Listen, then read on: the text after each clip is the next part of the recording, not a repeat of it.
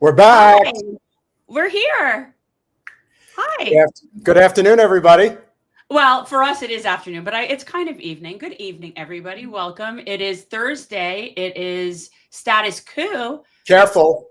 No, it's early for us. I'm sitting here thinking no, it's 5 o'clock. So yeah, we are covering for Jordan today. I'm Jen. I'm Peter, and we are the co-hosts of Generational Change. And of course, as you all know, that this is Status Coup, and we are thrilled to be here hosting once again. Hope you all had a wonderful Christmas if you celebrated. Also, happy Hanukkah. Hanukkah, I believe, Jen, has officially begun.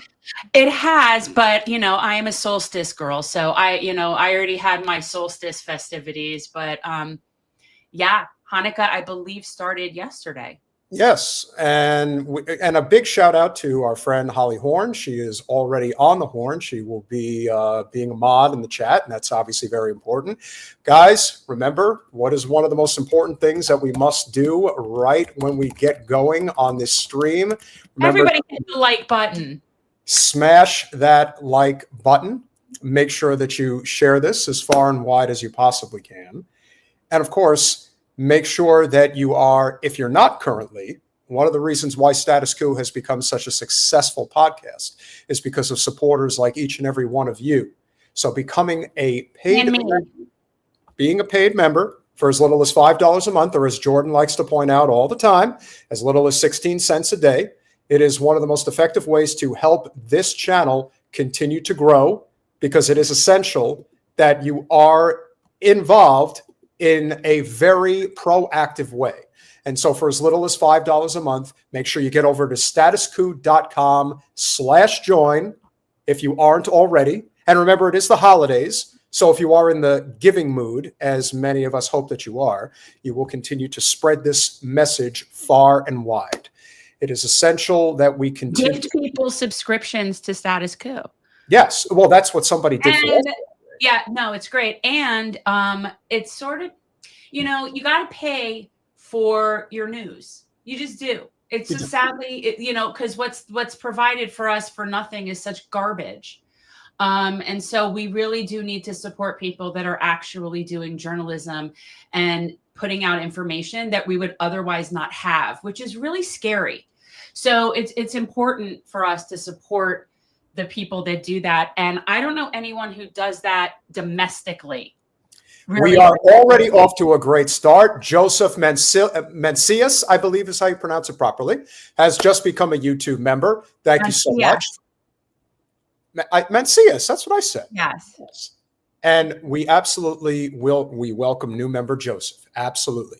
And so we're not going to waste any time. No, let's get started. And by the way, we're covering what Jordan has told us to cover. So yes. We're right. Like this is. I guess whatever we're doing, it's working, because welcome Aurora Bora. Well, it's Aurora Borealis. It's yes, Aurora Borealis. Yes. Thank you so much, Aurora. Welcome as well. So the story that is not going away, we all know what it is. We've talked at length about the impact of what Luigi Mangione has accomplished so far, whether or not, before we continue, Red Fox has already gifted one Status Coup news. Thank you so much. Very appreciated. Absolutely. And so, of course, when you think about Luigi, what I think about is not the act itself. I think about the impact of the act and what that has resulted in. And I assume for those of you who have been paying attention, one thing that has been painfully obvious, again, granted, I would definitely say, and I think you would agree, Jen, that the consensus from the average person is that while they may not condone the violent act, they certainly understand how people are feeling about the current state of our for-profit health system in the United States and the demand for a change in that respect. And I think that is what corporate media is deliberately trying to avoid having us talk about. I assume you would agree. Well, of course, the bigger issue is the obvious issue. But if they could keep us distracted with sorts of nonsense and spectacles, then that's what they're going to do. But, again, I don't agree that this was out of nowhere or this was in cold blood. That sort of, to me, implies that it wasn't prompted in any way. And I don't agree. And we've said this a lot of times on our show, and I strongly believe that denial of care, denial of healthcare, denial of universal basic services and austerity in general is violence. And so to me, when somebody is committing violence against you, you defend yourself, and or somebody defends you by stopping the person who is committing violence against you, you don't say something along the lines of, well, I don't condone that. You look at it, you don't say, oh, that was out of nowhere. No, you'd say, thank you for doing that, because this person was a menace to society. Well, CNN has very often gotten this wrong, but there is an important statement that was made the other day that I think many of you will probably agree kind of gets to the heart of why, Jen, you've said many times before that one of the things about the establishment, whether it was Debbie Wasserman Schultz, you go all the way up to, a mega corporation like CNN, Time Warner, et cetera, is that they're going to just bury themselves in the process, because the only thing they know how to do is overreach. They are so shaken to the core based on what has happened already, pertaining to the fact that the reaction of the average person was, well, I guess it was inevitable that somebody was going to get it, because we live in the only fully developed nation on earth that doesn't have a universal healthcare system. So here's what CNN had to say. I think this is amped up and also, sort of political. This case is so unusual. The behavior of law enforcement is so unusual, and the district attorney's office and the mayor's office of the city of New York, that they are signaling this information about the strength of their case. It's not normal. It's not the way things are done. And to go into the grand jury and charge this as an act of terrorism, where the only way that we know that the insurance industry was allegedly targeted, or that the victim, Brian Thompson, was allegedly targeted because of his role at an insurance company, is because law enforcement told us that through the media. Luigi Mangione allegedly did not publish his alleged manifesto. That's what the law enforcement's calling it. So far, we don't know that there's some kind of hit list here where he was going to allegedly take out more people. This might have been a single act by someone who is mentally unstable, allegedly. Again, he's charged and innocent until a jury proves it. But they didn't need to go into the grand jury and charge this as a terroristic act. They could have charged this as a straight murder too, without a terrorist component. Yeah. But we know they're going to overcharge. They have to overcharge. They have to overcharge. I don't see how, again, I really wish I could watch jury selection on this. If anybody on that, if this could make its way to anybody who's helping his defense attorney, I would love to participate in jury selection in this case, because I cannot fathom how you're going to find 12 people that are not biased against the health industry. I don't see how you can do that. Well, this is also your forte. I mean, this is definitely your bag, so to speak. And guys, I'd love to do jury selection. I would love to help her for jury selection. That would be like, oh my God. I'd pay her. I'd pay her to do it. Guys, we have almost 500 people watching live on YouTube already, but only 222 of you have smashed that like button. So please, if you haven't done so already, let's get this out to as many people as possible, because I think there's a very important caveat here, Jen, that as an attorney, you can speak to much better than most. It does seem that the angle that a lot of people are going for as it pertains to how this case could ultimately result in, let's say, a hung jury, or dare I say, an acquittal, is jury nullification. It does seem that corporate media, especially CNN, is doing everything in their power to avoid talking about this particular issue. If you can inform the audience more about what jury nullification is all about and how that will play a direct impact on the result of this case, that would be very helpful. Well, I mean, the idea of jury nullification is that you can't find an impartial jury, that the jury already, all of your entire pool is tainted because people have a predisposed opinion. And they can avoid putting out all the information as to his manifesto or United Healthcare or any of the specifics in this case. They're never going to be able to find an impartial jury. They just can't. And I don't care how far they go. You could change venue to, in the middle of nowhere. It's not going to matter. I don't understand how they think. That's why the terrorist thing, they had to add something because I think they'll be lucky to get anything, quite honestly. And I don't understand how. I'm concerned for his life because I don't see how in any way this going to trial could in any way benefit the oligarchy. This going to trial to me just strikes me as a complete chaos disaster for the oligarchy, regardless of what happens. It'll be a circus that they don't want to deal with. Well, it's already a circus as we stand at this moment. There is everything that I think corporate media has been accustomed to doing for a very long time in terms of how they normally want to address any type of issue that is really ratings driven.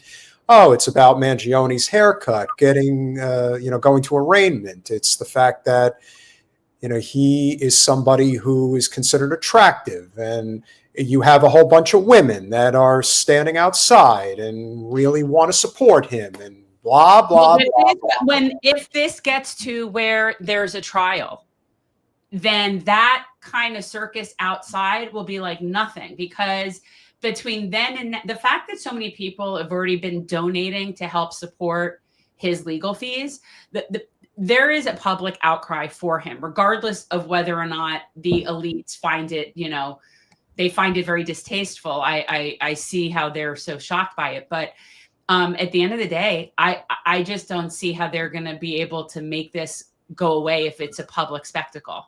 And the other thing that I will notice, and I'm going to put this one particular comment here so you all can see it. He's a cold-blooded killer from Holly Loves R. But here's what's she's talking about Brian Thompson. If maybe she is, maybe she isn't. But let's just assume for a minute that she is talking about Luigi. That is the one comment out of hundreds already. The hundreds of comments are in favor of Luigi, which I think in many ways is reflective in where a lot of people are at this point. The cold-blooded killer is the person who can sit behind the desk and profit knowing specifically that a lot of people have to suffer and die in order for those profits to be had. That's a cold-blooded killer. Well, somebody who defends others from said cold-blooded killer, I would suggest is a vigilante. Yeah.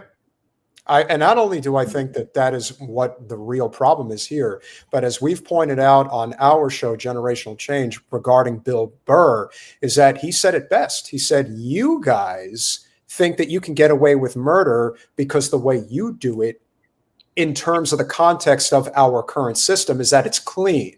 You're not actually getting your hands dirty. You're not the ones actually pulling the trigger. It's kind of like, how do you show up to an event?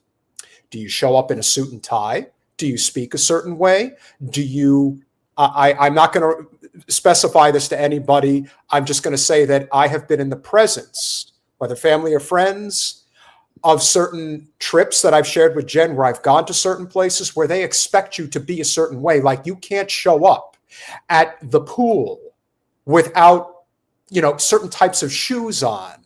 You cannot show up to dinner without proper grooming. It's this whole idea of being in polite society. And the thing about polite society is that in many ways, you can be a criminal, but there has to be a certain way that you go about committing your crimes.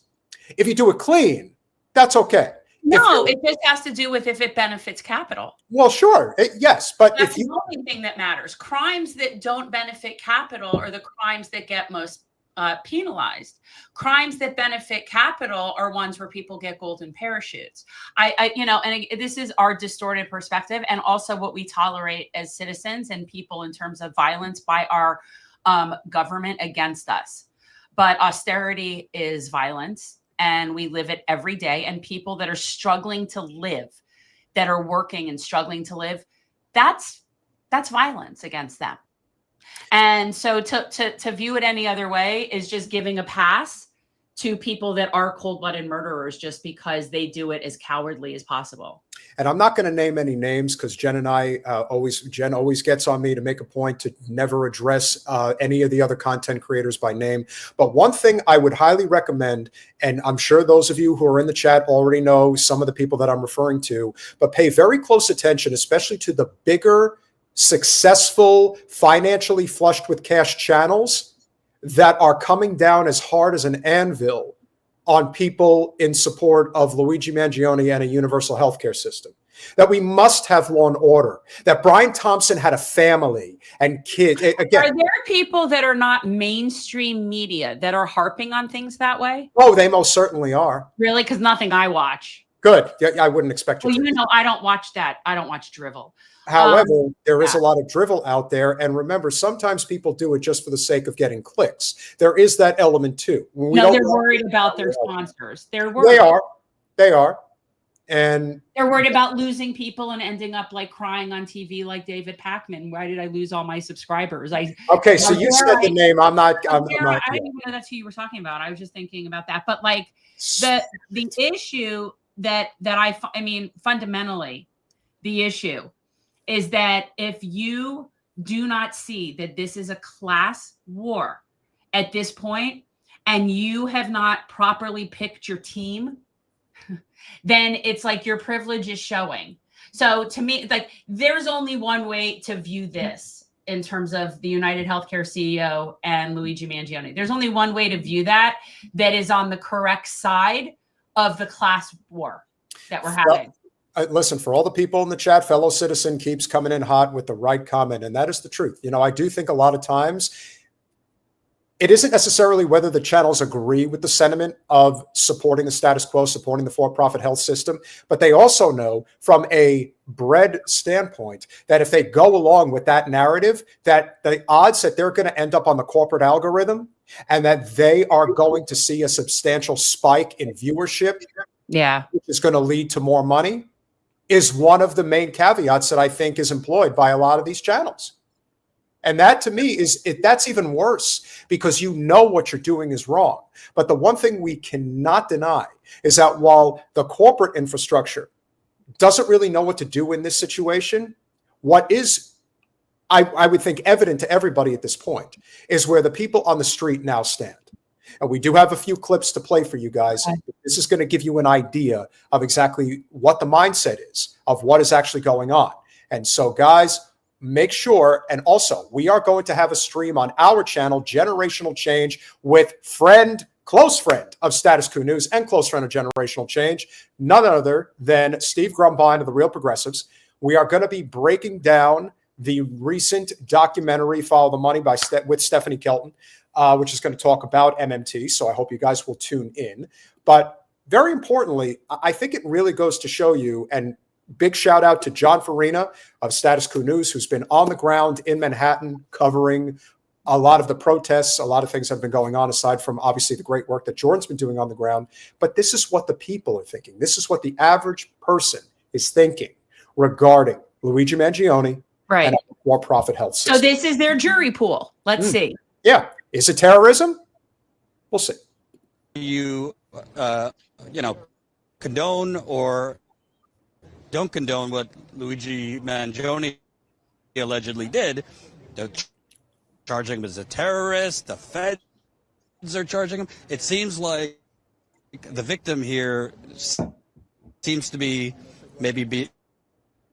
this victim is put on a higher pedestal. Yeah, I think that was surprising to me, and I think to a lot of people. I don't know anyone. I was working in Midtown when this happened, and no one was really super concerned that he got away and he was on the loose for a while.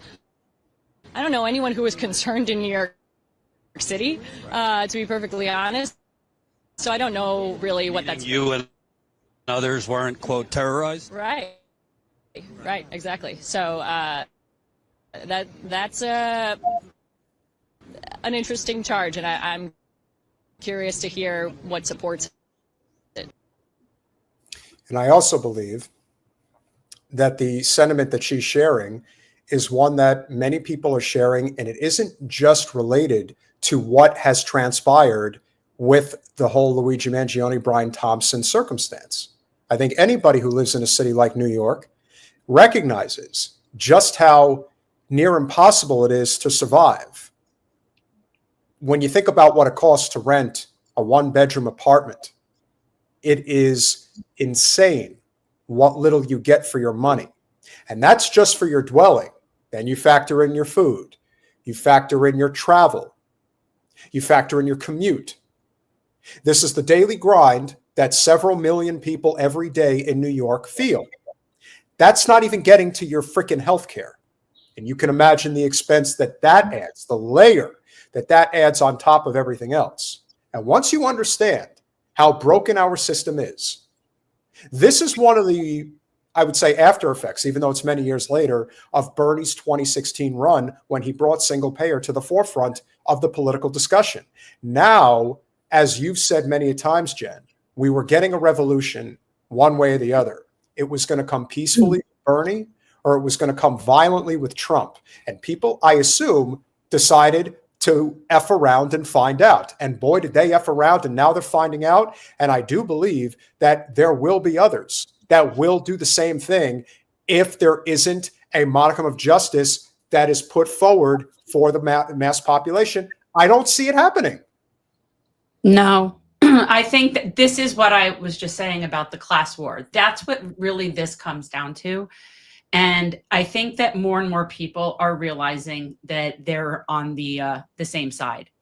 And I don't see how much further they're going to really be able to get with this, especially with this case. I don't see how they're going to have a clean jury. I don't see how they're going to find enough people that will sympathize with the oligarchy, because that's ultimately what this case is. Are you going to have somebody, because let's be real, they'll play however they play the defense, whatever it is. I know he pled not guilty. I don't know if they're going to go with an insanity defense. I have no idea what their plan is.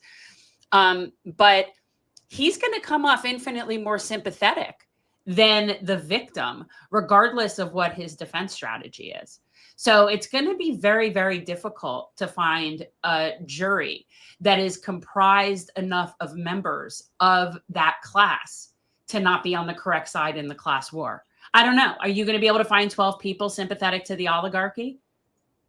Well, if you like the on-the-ground reporting that you are currently seeing, and we're going to show you more, make sure you get over to statuscoup.com/join for as little as $5 a month, or as Jordan likes to say, 16 cents a day. Become a supporter of real on-the-ground journalism, because that term is used very loosely. Yeah. We may be close to journalism, but we're still not journalists. We're journalist adjacent. I that's what we are. I'll go with that. I'll take that. That's reasonable.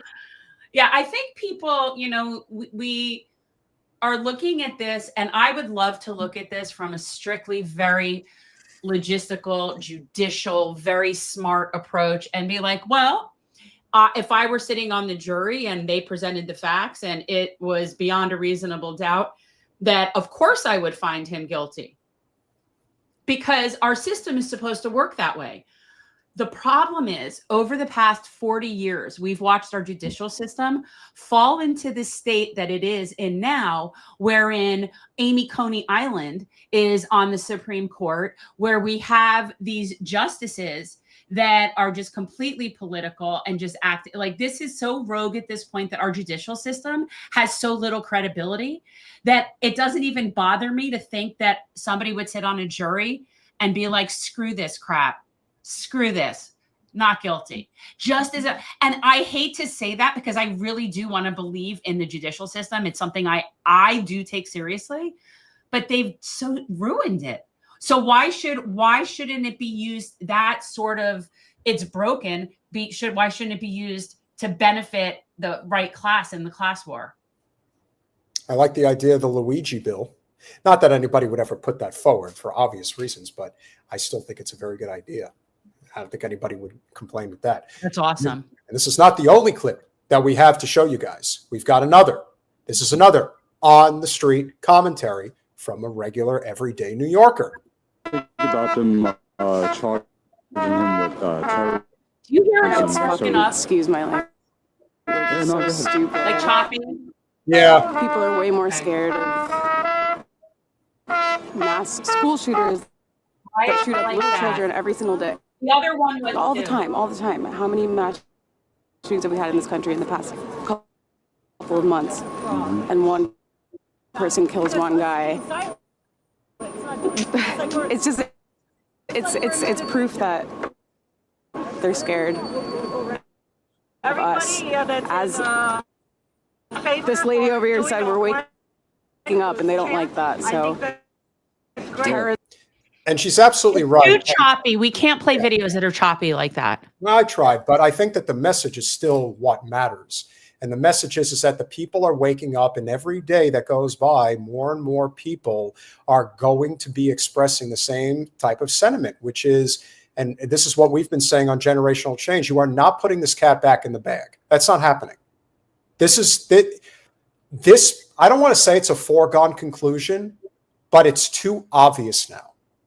It is too obvious that this system is on its last legs. I'd like to see a database of CEOs put together, like, you know, how Unusual Whales and some of those groups put together, like, you know, good information. I'd love to see a database of the CEOs on a list from the most nefarious companies that are for universal basic service companies. So anybody who is profiting off of things that should be our universal basic services, I'd love to see a list of those top CEOs. I think it would be worth putting out there and out in the internet region. I think that's a good point, and I think that that's also something that a lot of people have been doing, which is also freaking out a lot of people. They have people like Mrs. Tish, of all people, going out there and saying, let me be clear, we will not tolerate you putting out lists about, say, we will not tolerate not having universal health care anymore. How about that? Exactly. But there's more of us. See, that's the problem. That's the problem.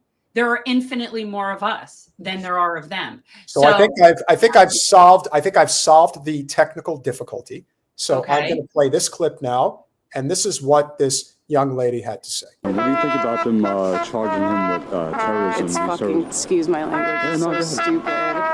People are way more scared of mass school shooters that shoot up little children every single day. All the time. How many mass shootings have we had in this country in the past couple of months? And one person kills one guy.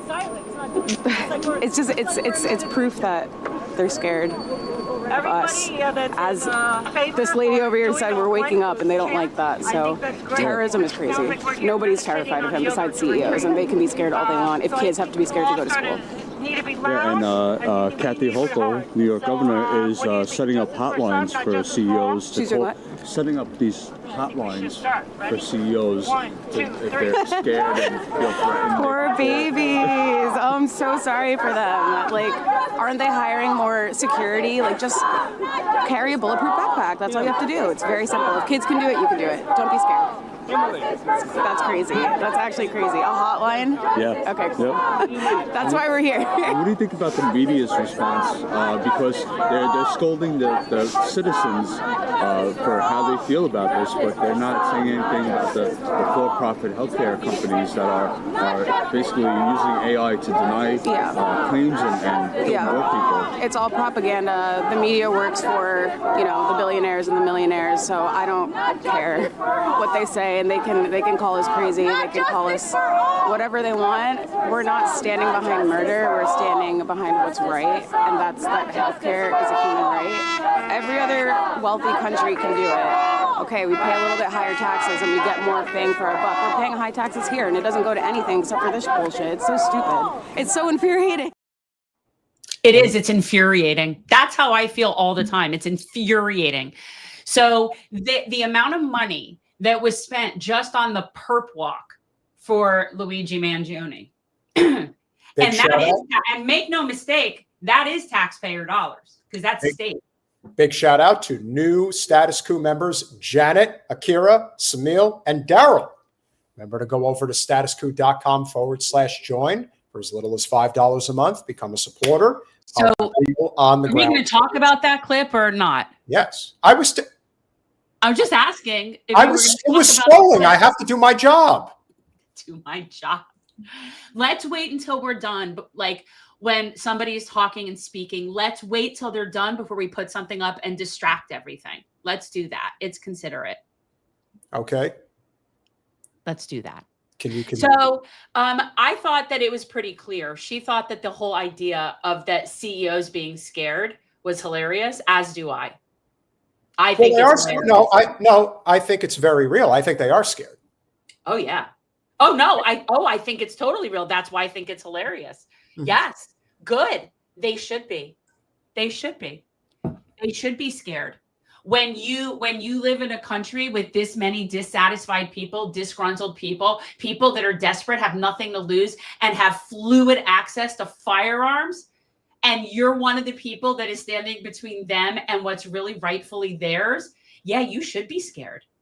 I'd be scared. As Verena says, the fact that they have their own hotline to call into. If you're a CEO and you are feeling scared, please call and we will comfort you. Here's what I have to say. Thoughts and prayers. Here's some thoughts and prayers for you. Oh, they're going to need it, like really bad. And you know what? Honestly, every single time that somebody punches up, it pleases me to no end. And that's what this is. And they don't like that. This is a prime example of somebody punching up. Yeah. And I think it's glorious. And supporting the cause. Luigi, as I've said before, really is in many ways. He's like a combination of the Dark Knight and the Joker. He's a symbol. He's not. It's not about him. It's about what he represents. It's about what he is fighting for. On the one side, you have Luigi, who represents single-payer healthcare, and on the other side, you have Brian Thompson in United Health, who represents our for-profit system. Which direction do you want to go in? I think it's pretty clear. As far as I could tell. Yeah. I mean, I don't see how they're going to find 12 people. So their average juror in New York is going to be like those women. Yes. Right. That's going to be your average juror. They just people that, okay, good luck with that. I think it's going to take, and remember, these things could get drawn out for months and months and months. But what we're recognizing is that it doesn't matter if you draw it out. This is now the topic of the day. This is all anybody wants to talk about. You can have as many continuances as you could possibly ask for, but no one is going to stop talking about this case. This is not a case of, well, if we delay it for a couple of months, maybe they'll forget that. No, because they're too scared. So somebody's asking, where's Jordan? And I don't know. Enjoying the holidays. Enjoying Chanukah. It is Chanukah. So he's having tribal festivities. Yeah. And aside from that, you're new. Well, look, people could have been that are new on here. If you're new, I'm Jen. That's Peter, and we're here covering for Jordan. We will be going live on our channel, and you guys will get a direct link to Generational Change with a J. And we will be going live with very close friend of Status Coup News, Steve Grumbine of the Real Progressives. We'll be talking about Luigi Mangione as well as the new documentary on MMT, Follow the Money, with Stephanie Kelton. And so we hope you guys will tune in. We will go live, thinking like a half hour or less after we finish up here. Jen and I both will have to get a little bit of the munchies taken care of. And then, of course, we will proceed. You say that like you're a partaker. Okay, so what else does Jordan have? I do eat. No, not food. That's not what I meant, not food. When you say munchies, we imply there is an implication that something. Hey, you know what? The fact that cannabis is not fully legalized in the United States, or at least fully decriminalized, I should say. I mean, think about that. I've been thinking about that basically my entire life since I was about 14 years old. But yes, I do think about that. Big story coming, guys. Uh-oh. Talk about the EPA being dead to rights. This is also the other aspect of our broken system that I have always felt is the most important part when we talk about climate change. Everyone thinks it's these little nuances about, oh, well, the earth is getting warmer. Oh, again, if there's an irrefutable fact about what we've done to this environment, it's that our drinking water is poisoned. It's not just East Palestine. It's not just Flint. It's not just Kalamazoo. It's not just East Chicago, Indiana. These places. So is there a story that what do we have going on now that we're talking about other than Luigi? What's our? No, I've got one more clip that I'm going to play. I'm just bringing up the point because he said that we've got a big story with the EPA coming. Oh, okay. So I'm just going with the fact that when we think about why must we focus on the EPA? Why must we focus on the environment? It's because if you were to test the water that you're drinking, and as Danny points out, Jackson, Mississippi as well. But remember, it's everywhere. Hundreds. It's everywhere. Yeah. Check your water. Check the water in Las Vegas. And you know what? It isn't even just water. It's all infrastructure. We have a serious problem down here in Fort Lauderdale. Miami is also horrible, where when you get a king tide, you've got sewage in the streets. Oh, you most certainly do. So even though they have access to clean drinking water, they have sewage in their streets. So, I think that it's just in general, we should have better infrastructure. Well, don't ever forget the CEO of Nestle, the French guy, said that water is a privilege. It's not a right. Yeah. Yeah. See, I want those people's names on a comprehensive list. Those are the kinds of people that need to be on a list. Yes. That's just what I think. You see, Jen, now you got people hating me in the chat. So thanks a lot. Now everyone hates my guts. Why did they hate you? What did you do? Because I jumped in just to let people know that there were new Status Coup subscribers. I'm only trying to help. Guys, Peter and I have been working together for more than 4 years on our podcast. He always does that. It's sort of like he's Dory from Finding Nemo. He doesn't mean to do it. But while if it's not him talking and he sees something distracting, he just does it. You just gotta bring him back. He doesn't mean to do it. But it wasn't a highlighted message. It was one that was just posted by, I think, the mod, or it may have been Colin. And I didn't want it to get away because I would never have found it. So that's the only reason I pointed it out. So I know not everybody likes to be asked for money, but at least this channel does make good use of it when it gets it. At least I think it does. So there's one other person who was speaking at the Mangione arraignment that was interviewed. Apparently it was a psychologist. And I like how you gave me air quotes when you said that. So I'm not sure what that means. Well, I assume that she has some psychic powers. We'll see what she has to say. You said psychologist. Yes, psychologist. What does that have to do with psychic powers? Well, maybe they do both. What is the matter with you? I don't know. Do you know what a psychologist is? Yes, a psychoanalyst. Okay. Well, what does that have to do with psychic powers? Well, maybe she has a way. Maybe she has a way of breaking things down in a way that actually makes it more. Yes, maybe that's. Well, let's hear what she has to say. Okay. Yeah, actually, I have a YouTube channel, and I just made a video about this the other day of after World War II, we had the Nuremberg trials, and the Nazis made these calculated business decisions that, resulted in the death of millions of people. What is the difference between these CEOs making calculated business decisions that result in the death of thousands of people, and then the suffering and torture of thousands, if not millions of people? It's just like this Orwellian speech of we call it war crimes, or we call it, doing business for our shareholders. But either way, it ends in death of people who don't deserve to die. So, and then talk about the moral outrage about people, defending Luigi, who hasn't even been proven guilty. It's what about the moral outrage of these people who, like Jeff Bezos? I mean, this man's got more money than he knows what to do with.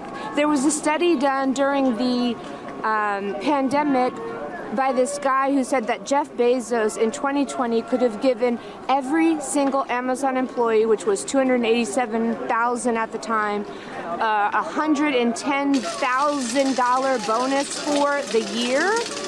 Every single employee, and it would have cost him literally one dime.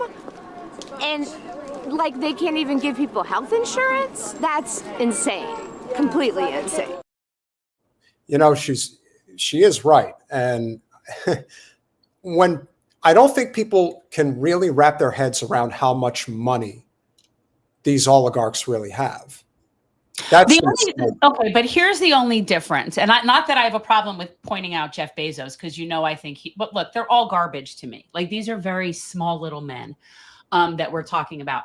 But the difference is, for me, that we need to make is between CEOs of companies that are universal basic services companies.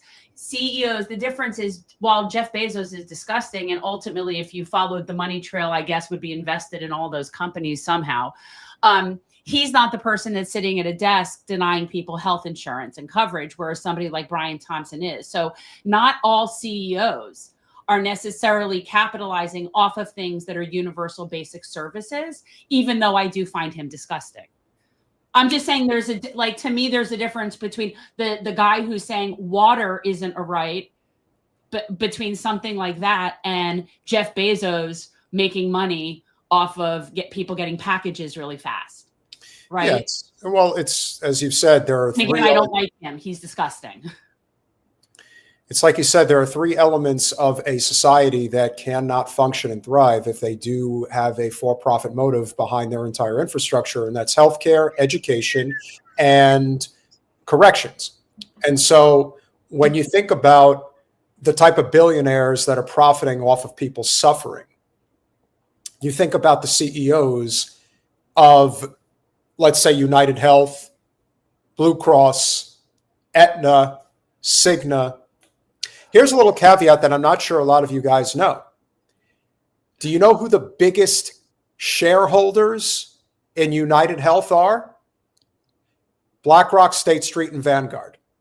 It's just a circle jerk, right? Like it's an interconnected, it's like one of those balls of nerves where it's like this giant, disgusting thing. It's all connected, which is why I'm saying someone like Jeff Bezos is probably somehow connected into that mess.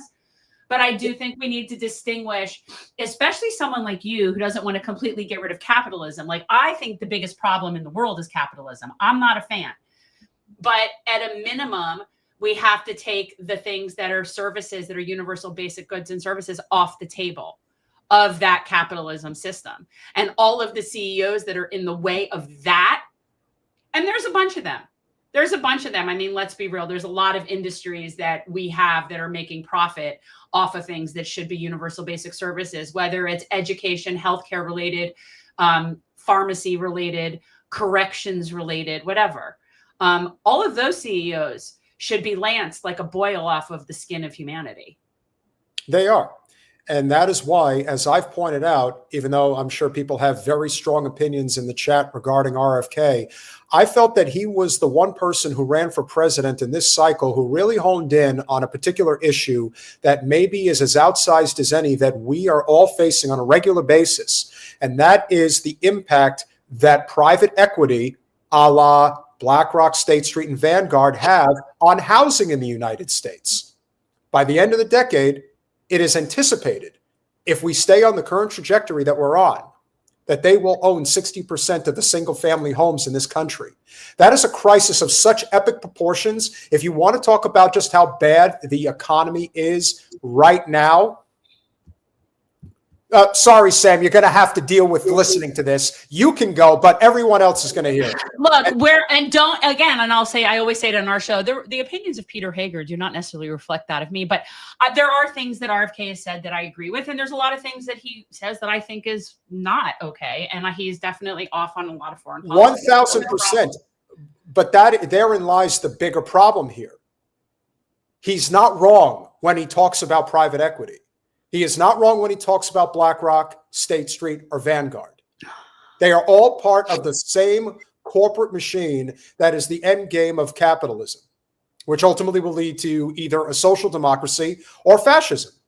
But it's going to go in one of the two directions.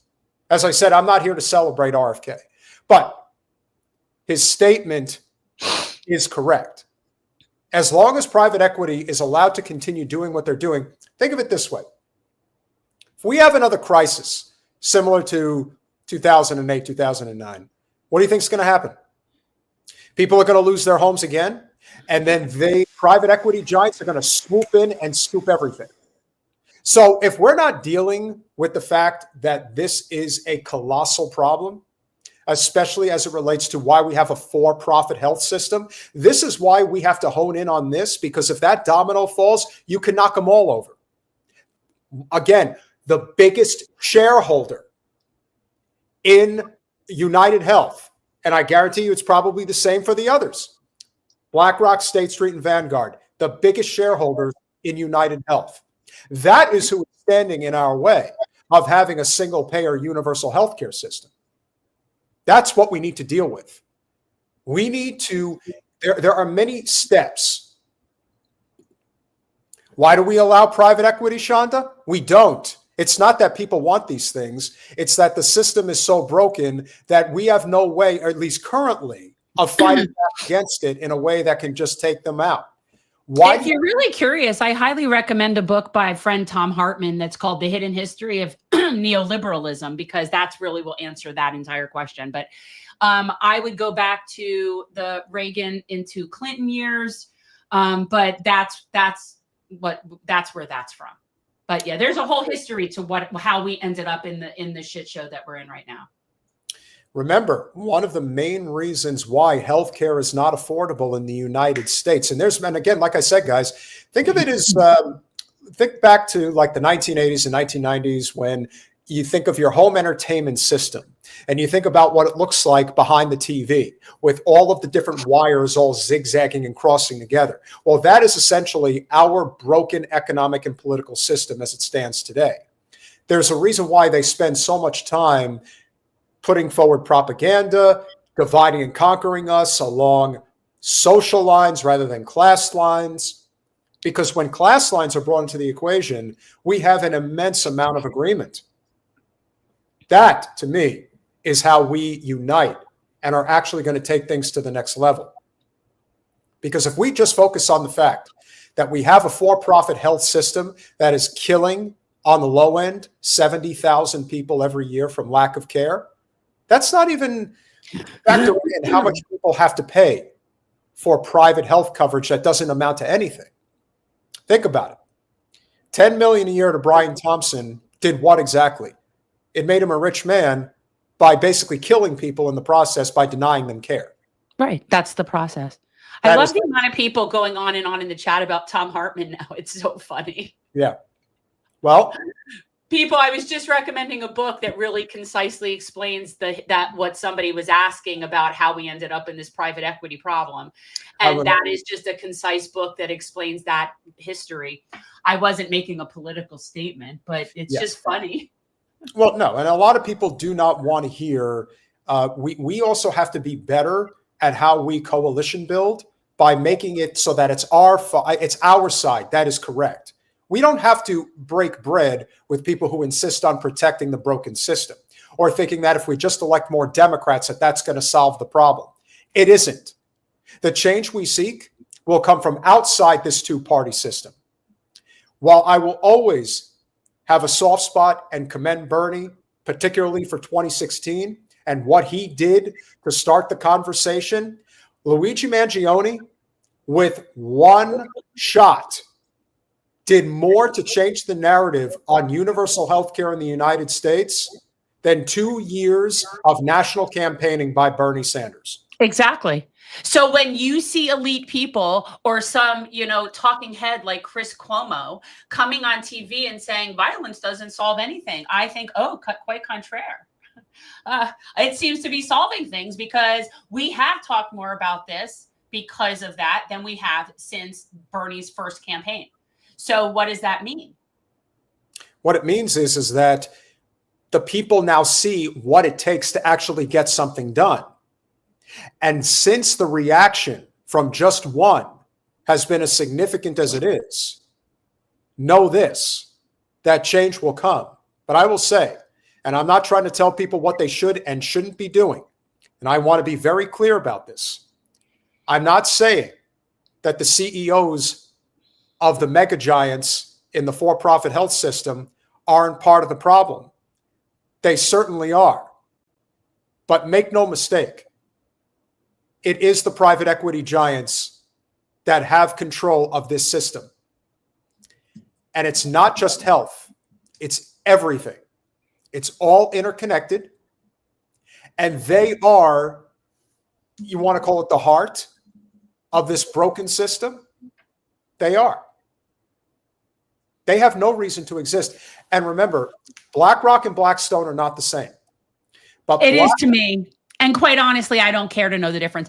This is the thing. And people need to understand this. Okay. I'm 53 years old.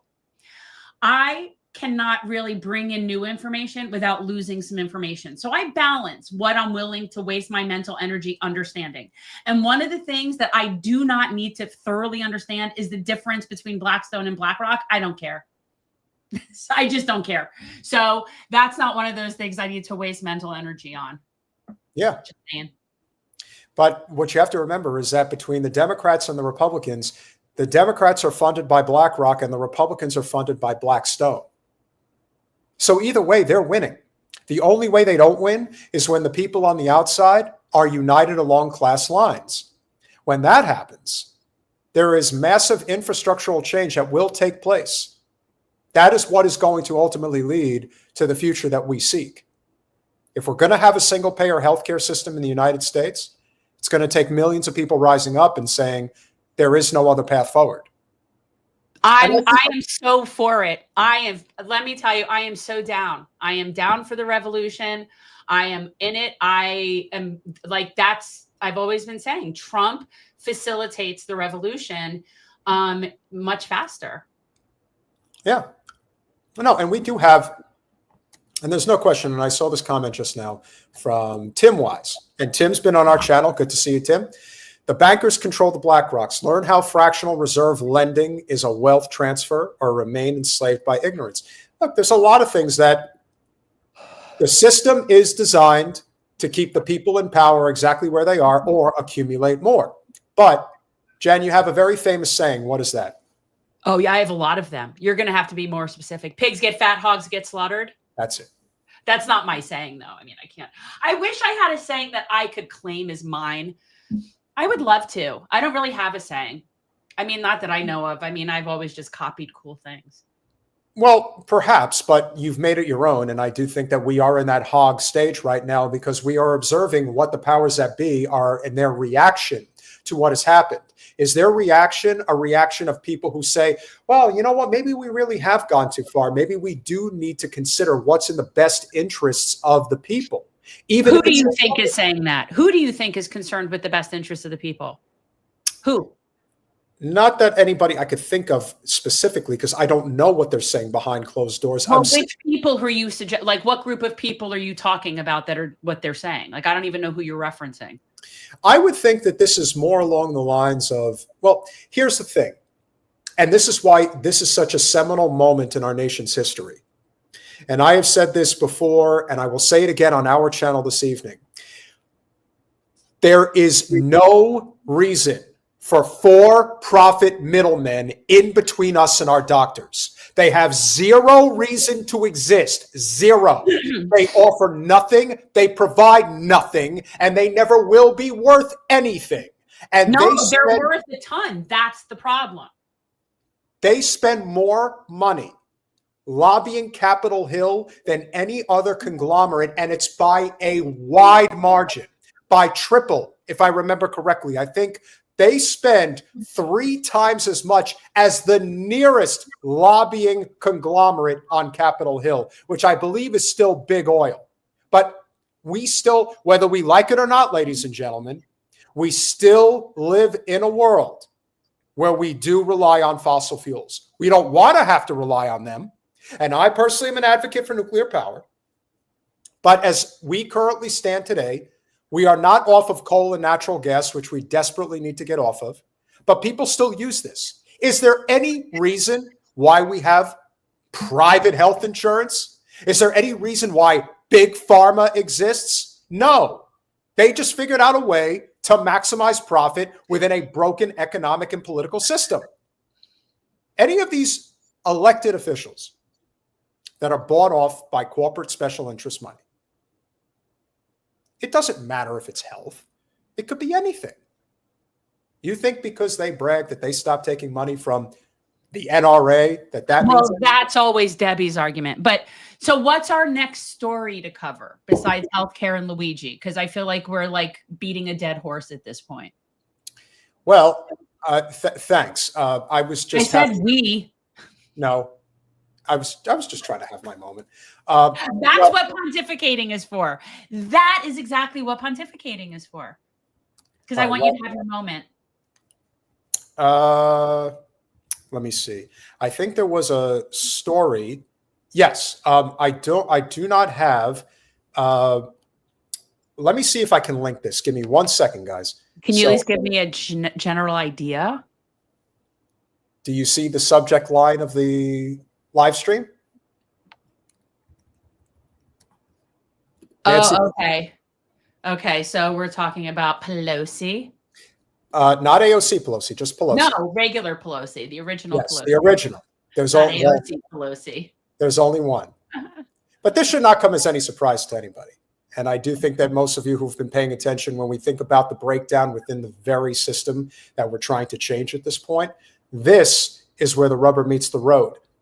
How can you possibly trust this system anymore when you literally have representatives at the federal level breaking the law every day to do insider trading? Pelosi is probably just the most egregious, but this is a systemic problem across the board, whether it's Democrats like Debbie Wasserman Schultz, whether it's Republicans like Dan Crenshaw. They're all, well, I'm not going to say all of them, but let's just say that a significant portion of them are doing it. And it's making them a lot of money and giving them a lot of power. And they're so blatantly deliberate about it now. Why not? Yeah, why not? They've been doing it with complete impunity for years. So why would they? It's like, it's like the Zion Nazis. They have no reason to stop. They can get away with doing whatever they want. Well, there you go. And that is why Nancy Pelosi and her husband appear to have used unreported $28 million in COVID pandemic grants to make their personal investments in a hotel profit. But there isn't any reason to be outraged over this, because there's no level of sink that they're not willing to go down to. That's the point. There is no bottom. I know you guys think that there's a bottom. There isn't. So then you see something like this, and then people are clutching pearls and shocked when something violent happens to an oligarch. This is the kind of stuff that, to me, fosters that. This kind of stuff. This is the kind of stuff that makes people want to hurt people. Oh, well, again, I'm not advocating violence, but no, but this is the kind of thing why. that sets people off when people are struggling and desperate. That's the kind of stuff they read about, and they look at that and think, oh, you mean Nancy Pelosi, who's supposed to be a representative, somebody who's supposed to be a public servant, somebody who makes a couple $100,000 a year for basically what? And then has to double, triple, quadruple down and make so much more money off of insider trading and just does it flagrantly while yet not doing what constituents want her to do. Why would that anger anybody? The Auberge du Soleil, a luxurious 5-star hotel and spa perched on a hillside overlooking Napa Valley's vineyards, has long been known for its world-class offerings, with rooms often costing $2,000 a night and attracting A-list celebrities and tech moguls. The resort appears to be thriving. However, financial records suggest it did not yield significant returns. What accent is that? Who do you think you sound like? What accent is that? Including Representative Nancy Pelosi and her husband, Paul Pelosi, until it received millions in COVID-19 relief funds during 2020 and 2021. Paul Pelosi, who has held a stake in the French Riviera-inspired resort for decades, reported minimum profits or even losses in some years, according to Nancy Pelosi's financial disclosures. Typically, the investment yielded between $50,000 and $100,000 annually. But in 2021, the year the resort received bailout funds, because of course it did, Pelosi's financial filings shows the family's income from the investment soared to a range of $1 to $5 million. The Auberge du Soleil, I believe I'm pronouncing that right, which briefly shut down at the onset of the pandemic before quickly recovering, received about $9 million in taxpayer-funded COVID-19 relief. You know what? I'm not even going to continue with this. The level of absurdity, and therein is a huge problem as it pertains to the broken capital. Well, again, I know you say that capital is just coming out now. I mean, I remember many times covering stories of wealthy people ranging from Tom Brady to other people that totally took advantage. But a five-star hotel, which Right. is probably billionaire owned, gets a $9 million bailout from COVID. Yes. Yes. Whereas you have tens of millions of people in this country who lost their jobs, lost their livelihoods, and still haven't recovered as a result. It's all bullshit. Yeah, I mean, this is what I've been. Look, from the very beginning, they're going to have to just keep building their moats wider and wider. People like Nancy Pelosi. It's just really, it's absurd. It's absurd. I don't know, and especially given that somebody's already tried to hurt her husband or broke into her house, I would think that people would be, maybe not being so flagrant about their absolute filth and corruption. Yeah, that's their idea. Let me give them a cookie and maybe they'll go away. Nah, people are not going away anymore. I think people have had enough. How about you? Oh, I'm here for the revolution. The closer we get to uncovering just how broken the system is, more and more people wake up every day pissed off that we are being taken for a ride and that we shouldn't be taken for one anymore. That we've had enough. We've had enough of the bullshit. We deserve better. And we're going to get better. And part of the reason I think it's going to happen is because we are so united across the board on this issue. This is a real issue that cuts through all of the bullshit. It cuts through the wokeism. It cuts through I try to think of the best way to describe it, but simping for capitalism. All of that is crystallized when people look at the wide definition of what's going on here, which is the system is broken for working people, and the working people have decided we're not going along to get along with this anymore. In fact, I'm even of the mind that if they do go to trial and Luigi is convicted, that is going to accelerate this even faster. Him getting off might actually be bad for the movement. If we're going to go all the way, it may take a situation where he has to be convicted, where the elites have to say, no, we're convicting him. We are sending a message. Okay, you want to send that message?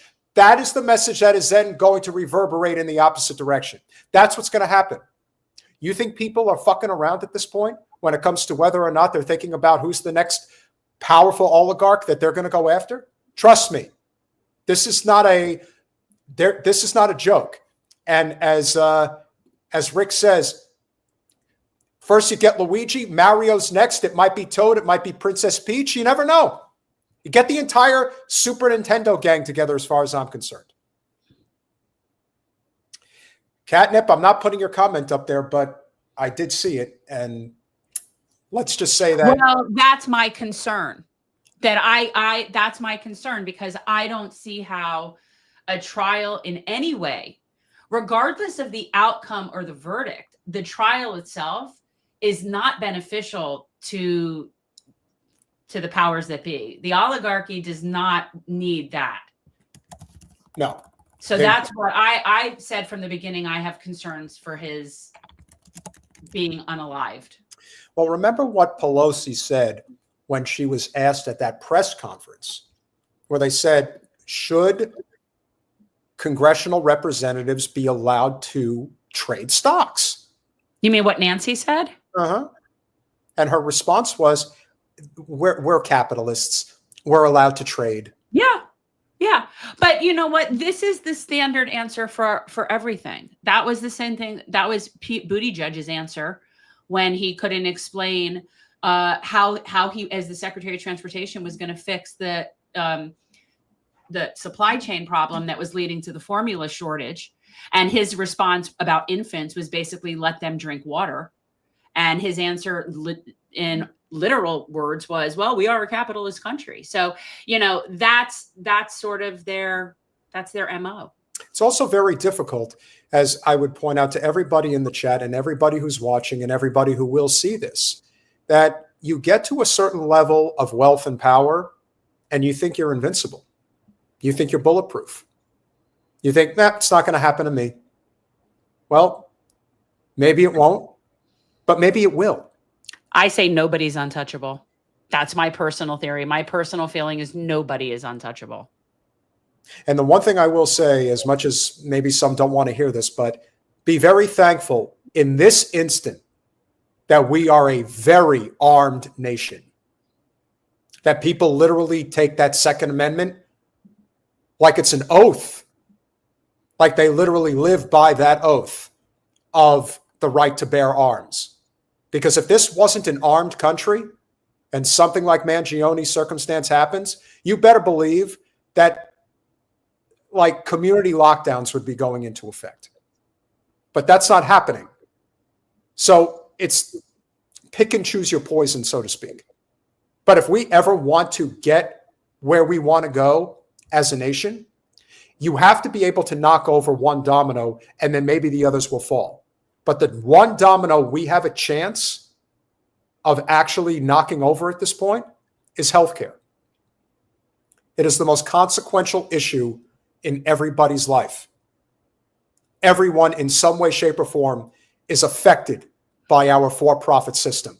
I was personally affected by it. I had a near-death experience, and I ended up still paying out my ass, even though I had full health coverage through Blue Cross. Didn't matter.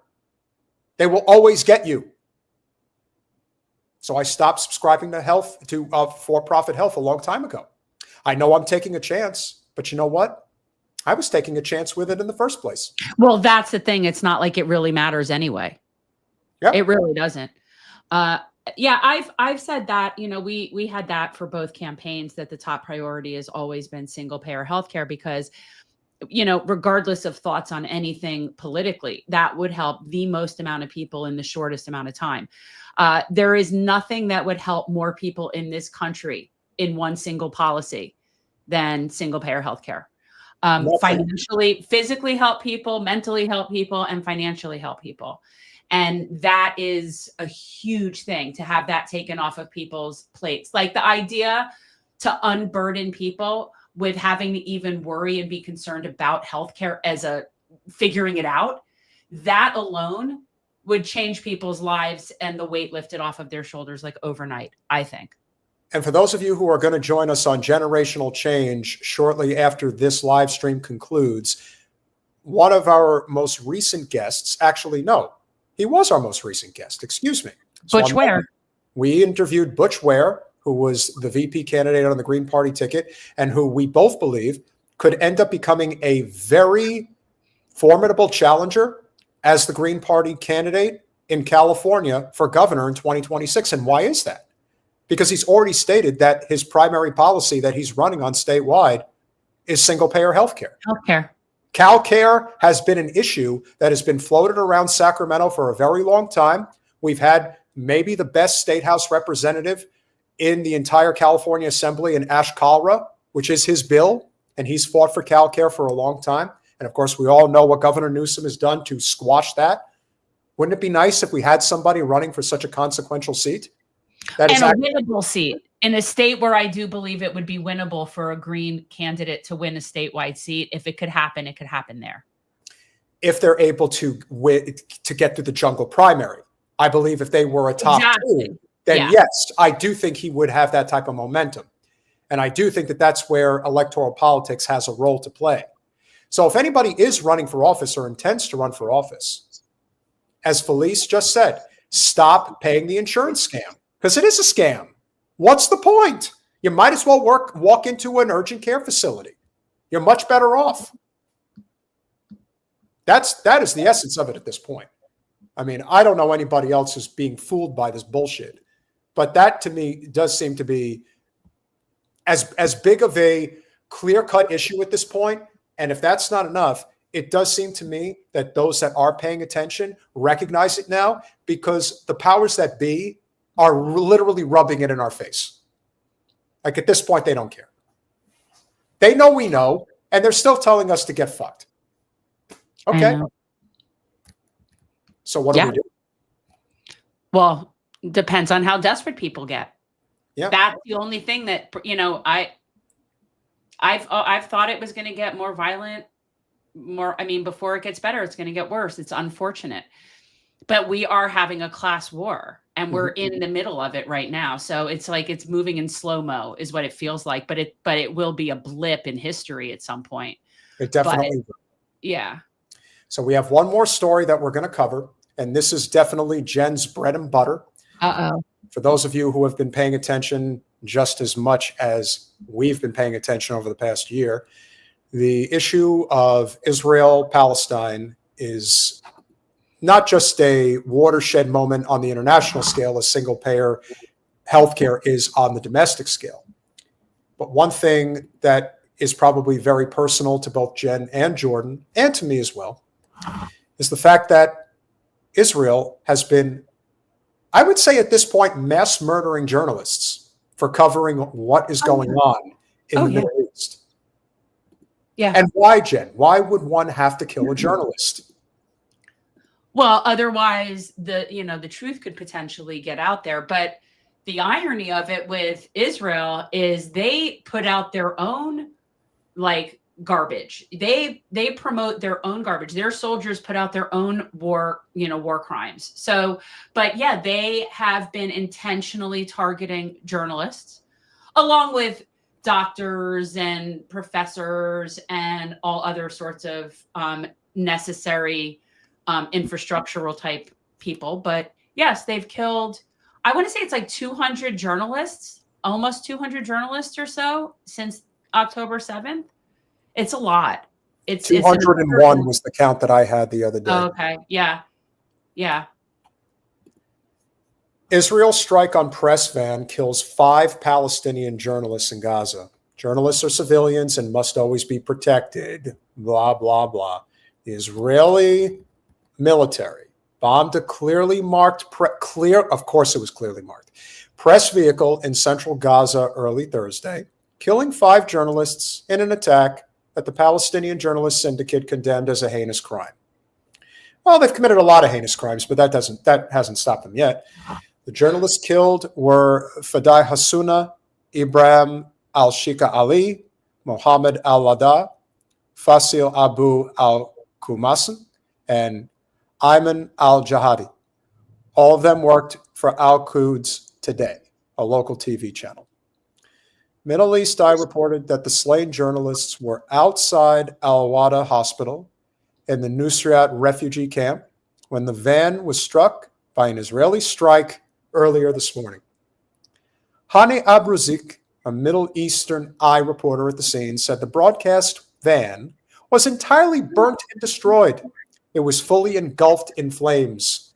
Al Jazeera reported that one of the journalists killed in the strike was waiting for his wife in front of the hospital while she was in labor to give birth to their first child.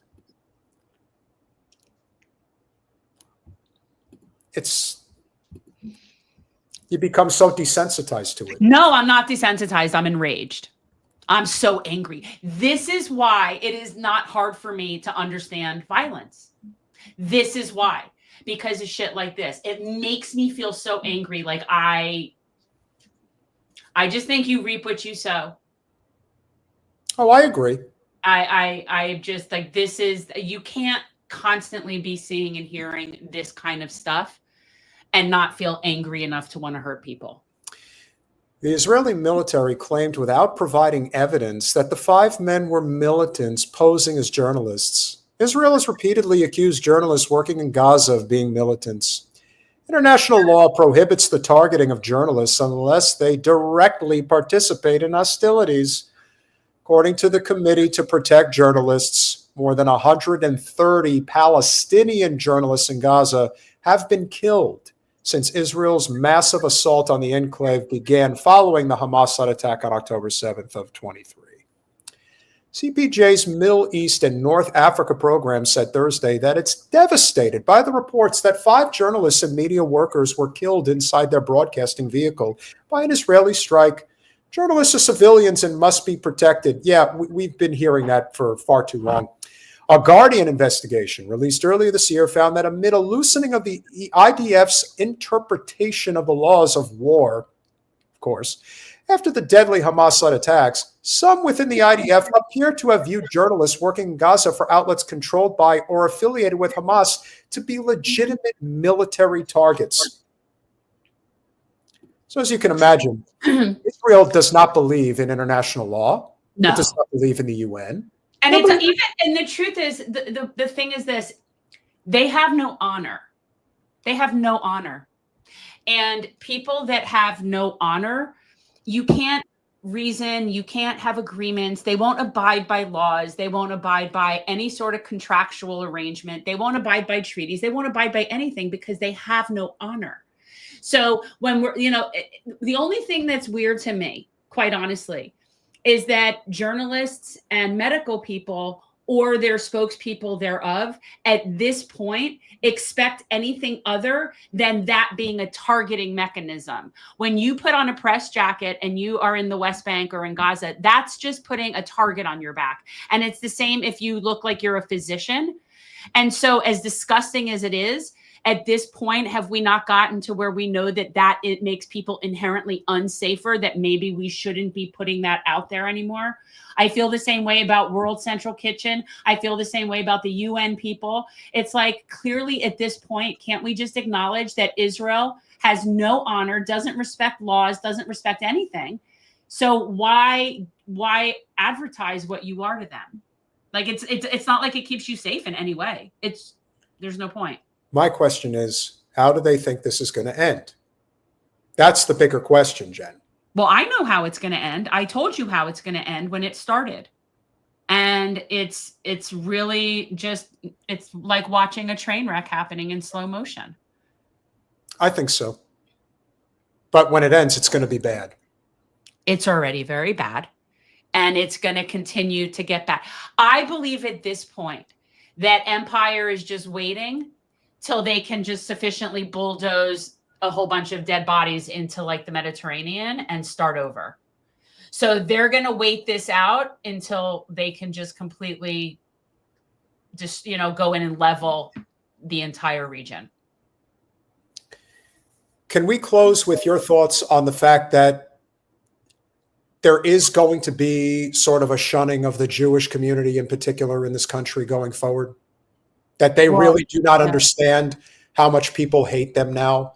The fact that especially the ones that have had the opportunity to speak up and refuse to do it, whether it's because of economic purposes, which I'm sure is a primary driver in that equation, political, whatever it is.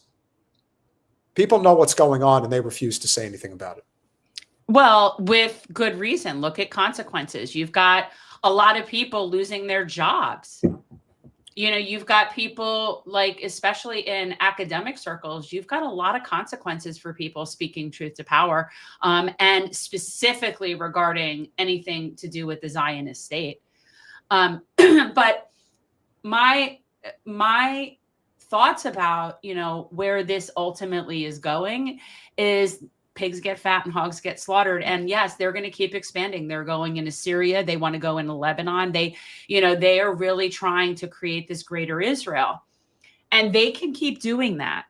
But at the end of the day, they'll fail, just like empire is failing. At the end of the day, without the United States being what it is on the global stage, Israel is going to be a speck, and it'll be but just a mere nuisance in history. But they're going to keep going until they physically can. Yeah. But economically, and especially for people, if you're not really paying attention to what's going on with BRICS, just know that economically is where we're ultimately as empire going to fall. It's not going to come down to military. Nobody's going to take out the United States militarily. That's just silly. But economically, when we fall as empire, that will also be the end of the Zionist state. So that's the only thing that keeps the Zio state afloat. So we're just basically waiting out to see how long it's going to take for empire to implode.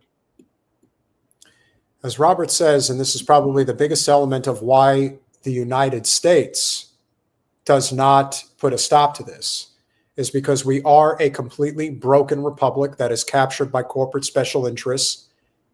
And the Israel lobby is as powerful as any that exists. And they do not mess around. They are ruthless. They are, yeah, you know. I saw somebody in the chat ask about if Zionism comes from anti-Semitism. And it doesn't come from it, but it was facilitated by it, and it's now perpetuating it. It's facilitated by it, and it perpetuates it. Also, the whole concept of Zionism is anti-Semitic, but anyway, they will inevitably fail. Right now, the whole world is against them. The whole world is against the United States. It's just that right now, as a dominant economic force, it doesn't really matter. We get to still do what we want to do anyway. But the minute that shifts, Israel will cease to be. So they're living on borrowed time because they only exist at the pleasure of this country. Guys, just so you know, when we go live on our channel, which will be in the next half hour, I didn't get a chance to get the clip up because Jordan did not put it in the queue for us to discuss, but one that I do want to grab, and Colin, if you're listening, this is one that I definitely want us to cover. There was a speech made yesterday by a Palestinian pastor, and it was one of the most powerful speeches I've ever heard regarding the genocide. And wait, who was it? Who said it? I don't remember the gentleman's name. He's a Christian Palestinian. Oh, it's on Christmas. Oh, you mean the priest? Yes. Oh yeah, no, he's amazing. I know who you're talking about. He's in Bethlehem. Yes, that's correct. It was in Bethlehem that he made the statement. I know. That's like when people are so fascinated that when I have to explain to people about Palestinian Christians and they can't wrap their heads around it, and I look at them and I'm like,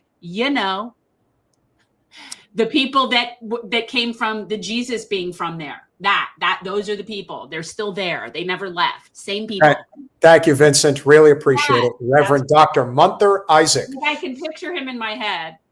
Colin, thank you. Thank you, Holly. I saw you put that in the chat as well. Guys, we will be going live on Generational Change with a J. There is going to be a link that is going to drop. So you will be able to come over to our channel to watch us, and we will not only play, but will discuss the incredible speech that was given by Reverend Isaac the other day. Was it his Christmas sermon? Yes. Okay. Well, he was the one last year that did that whole Christmas is Bethlehem is canceled. When it came up this time, so last year, and yeah, you don't get to be celebrating Christmas while simultaneously killing the people of that region. It's so off the wall to me. Like how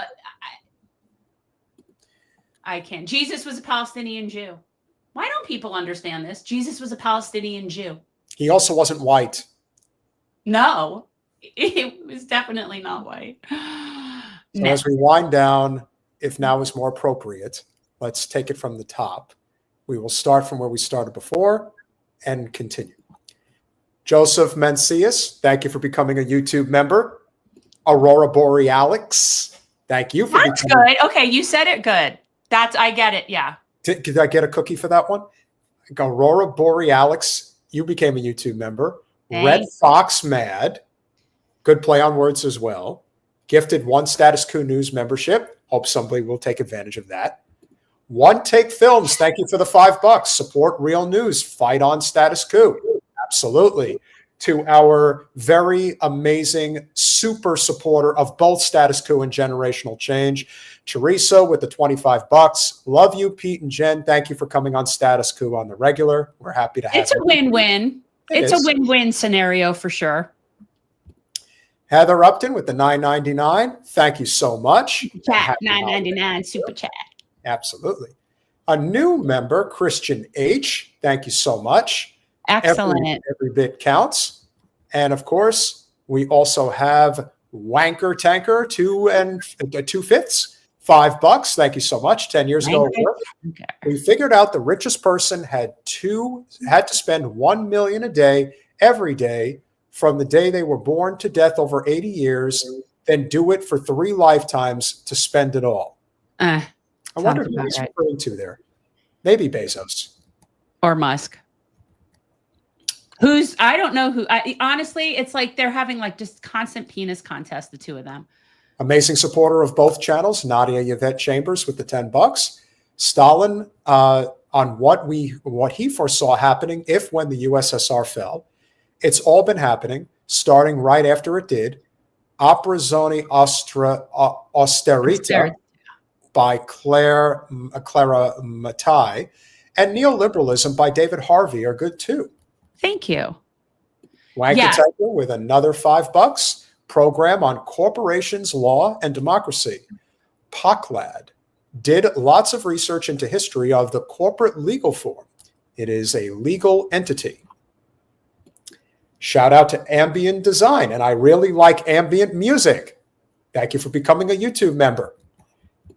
Ashton Dowling in the UK with the $9.99 in pound. I love you guys so much. You, Kyle Kalinske, and the Majority Report, and maybe TYT, I don't know, are angels doing God's work. I'm surprised the elites allow this truth-telling to stay up on the internet. Well, here's the thing. It is on the internet, but it is heavily suppressed, especially our channel. And finally, Nadia with the $2. That's a catocratic plutocracy, not a republic. Yeah, I think that's fair. So, it is now 6:30 Eastern Standard Time. We are going to take a brief break. Do you know that there used to be a phone number that you would call to tell you the time? That you would call to know what time it was? Did you know that? No. There was a phone number that you would call to get the time. And it would also give you the temperature, but you would call it for the time. And I just laugh about that now. When I was a kid, I'd be like, I'd call and find out what time it is. So we are going to take a quick, 15 minutes, not even, for those of you guys. Hopefully it is the holidays still and you're relaxing. I'm not changing. I wasn't planning on changing. Okay. Oh, so we're not going to put our gear on anymore? No, I feel like you left. I feel like, now that you've left, we don't need to have that anymore. Jen has like this, what's the right term that I'm thinking of? It's almost like you have this, it's not resentment. That's not the word. I can't think of it right now. You think I'm punishing you because you left? Yeah, it's something like that. But yet it's so much better that you're not here. Yeah, now you could spread out. You might be. Look, I'm an only child. Let me tell you something. I am not big into sharing space. You know that. So neither am I. For me. I know. So okay. It works for me. I got elbow room. It's like, ooh, it's so luxurious. I always like seeing the occasional comment of stupidity that finds its way into the chat. I'm assuming that's sarcastic on this channel. I don't know. There are really? plenty of people that come in here that. Okay, because here's the problem with that. Is it's so stupid that, first of all, it would be compared to socialism, if anything. But the fact is that they have to be sarcastic. That's not serious. Please tell me you're not serious. Can't say for sure. Oh my God, that's There's so always sad. a few. You know what? This is why I feel like I should be doing some educational shows on, like, we could even do like, what do you call it? A slideshow, a presentation, because people really do not understand the difference between communism, socialism. People have no idea what fascism really means. People love to throw out isms and have no idea what they're talking about. And it's just funny to me. Hey, we'll dance for the money. Joseph George with the $10. Communism is based. I agree. I don't agree, but that's me. the problem is we've never seen it properly executed. That's the thing. I don't agree with communal ownership of all property. Well, I don't agree with it. You've never seen it properly executed. I am just saying that I do not believe in communism. You don't have to believe in it for it to exist. It doesn't mean everyone has to partake in it. Not true, because you have to. You're denying the element of the human spirit, and I will not deny that. Which is why you need a counterbalance. I have never met people that want to live communally in the true sense of the word, not in the we call ourselves communist, but we're really authoritarian, how it's been used in other nations. I'm talking about true communism. I have never seen somebody who believes in living communally that would believe to force others to live communally. That's not the point. That's that fair. Doesn't make sense. Exactly. That's not the point. Authoritarianism is not communism. Communism is an entire different way of living, and nobody who would want to live that way would force others to live that way. I would be very happy living communally. I would be happy living in a very small little self-contained ecosystem. I'd love to be in charge of like doing chickens if somebody else will handle other things. Like would be very happy living communally. I'd be happy living in a white tunic, like in Defending Your Life, where we all wear a uniform. I would be a very good communist. And as I said, would force others, but I would never force others to live that way. And that is exactly why believe that there is where the streak of libertarianism comes in, which is live and let live. If people want to live in communal surroundings, that's perfectly fine. I don't have a problem with that. It just can't be forced on everybody. That's what I'm saying to you is there is no example in history of actual real communism that has been forced on anyone, because actual real communism wouldn't be forced on people. That's like Jews for Jesus again. I feel like I should do a course on explaining this. Yes, humans do better in small communities. And again, I wouldn't force it on people, but I believe that is the better way to live. That's what I believe. But again, what you're talking about is authoritarianism. That's not the same thing. We have completely screwed up those terms. They mean nothing now. That's my point. We will continue this more on generational change. We hope you guys will join us over there. Remember, guys, and this is the most important part of all, if you are here and you are a supporter of Status Coup News, which we definitely are, we are huge supporters. Hola. Make sure for as little as $5 a month that you go to statuscoup.com/join, become a supporter of this incredible channel that is doing real on-the-ground journalism. That is how we are going to evolve as we need to. And that is how we are going to grow, because journalism is a dying industry. And if we can support independent media, this is essential. Otherwise, who knows?